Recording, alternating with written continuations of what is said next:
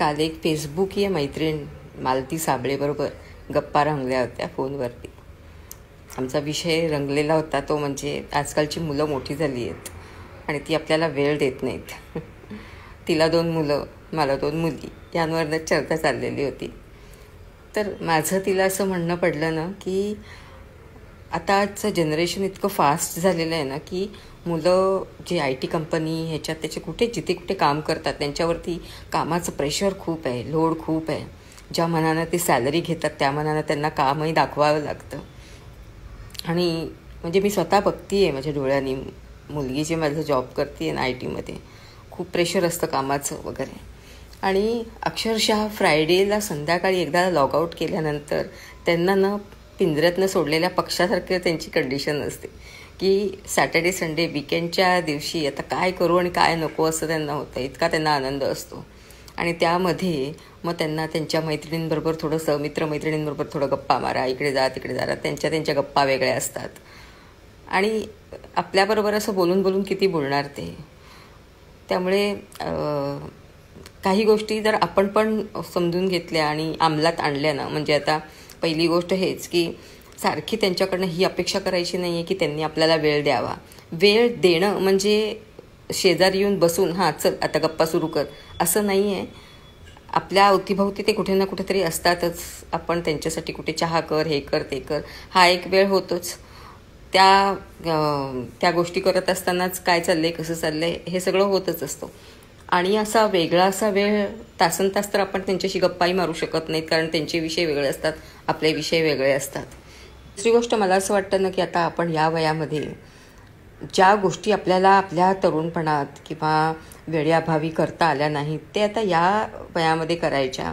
आपला टाईमपास कसा होईल किंवा आपल्या हॉबीज काय होत्या, आपला छंद, स्वतःला त्याच्यामध्ये इतकं गुंतवून घ्यायचं ना की त्या मुलांनाच कधीतरी आतमधनं वाटायला पाहिजे की आई 5 मिनटं आपल्याला फ्री कधी मिळेल. इतकं स्वतःला गुंतवून घ्यायचं. म्हणजे फक्त त्यांची वाट बघत बसायची नाही की ही आता बाहेर गेला आहे किंवा गेली आहे, मग ही 5 वाजता येईल, मग मी वाट बघत बसते, मग मला वेळ देईल का वगैरे. अजिबात नाही. आपण पण स्वतःला इतकं गुंतवून घ्यायचं आपल्या हॉबीजमध्ये की त्यांनाच कुठेतरी वाटायला पाहिजे की बापरे माझी आई की माझी मम्मा किती बिझी असते, तिच्याकडनं 5 मिनटं त्यांनी स्वतःच येऊन विचारायला पाहिजे, 5 मिनटं आहेत का गं तुझ्याकडे. आपला सेल्फ रिस्पेक्ट कुठेही घालवायचा नाही असं मला कायम वाटतं. नाही त्यांना वेळ देता येतात ना, राहू देत ते त्यांच्या ह्याच्यामध्ये.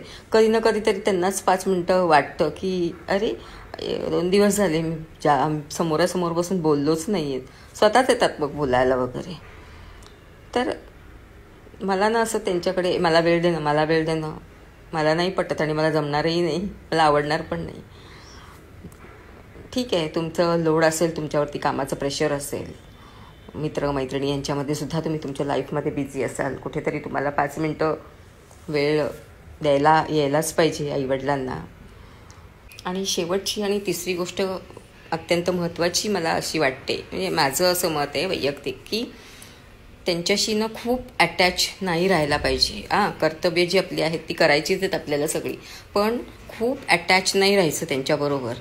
म्हणजे त्यांना त्यांची स्पेस द्यायची, आपण आपली स्पेस. फक्त काही वेडावाकडं तर नाही जाते, एवढं लक्ष असायला पाहिजे, पण स्पेस द्यावी आणि थोडं अटॅचमेंट कमी करायची, जेणेकरून उद्या त्यांचे लग्न झाली, आता समजा मुलं आहेत, मुलांची लग्न झाली, उद्या सुना आल्या की मुलं त्यांना जास्त वेळ देणार. नवीन लग्न झालेले असतं, पार्टनरला वेळ देणार. मग तिथे तुम्ही थोडी रडत बसायची मला वेळ देत नाही, मला वेळ, तो आता तिला वेळ देणार ना.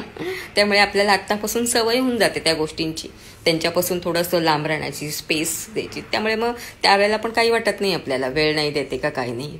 त्यांच्या ह्याच्यामध्ये त्यांना राहू द्यायचं. आता मुली असतील तर मुली लग्न होऊन जातील, त्यावेळेला मग एवढं दुःख नाही वाटत आपल्याला की बाबा हां थोडंसं सवय आपण कमी केली होती, ती तिच्या ह्याच्यातच होती ना. नाहीतरी या गोष्टींची आपल्याला सवय झालेली असते, त्यामुळे तेव्हा काही वाटत नाही असं वाईट.